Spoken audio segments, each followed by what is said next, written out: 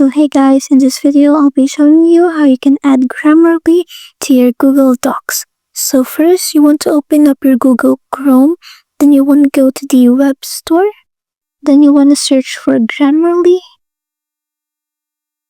then just click on Grammarly, then you want to click on Add to Chrome, click on Add Extension, and after that you want to click on the puzzle icon up here. Then just click on the pin button on Grammarly. Then you want to go ahead and click on the Grammarly icon up here. Then you want to sign up or sign in if you haven't made an account yet. Then I'm just going to choose my Google account here.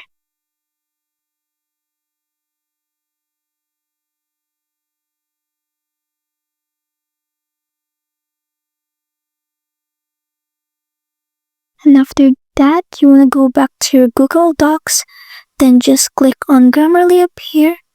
Then make sure that the check for writing suggestions on Google Docs is turned on. And that's it. Thanks for watching.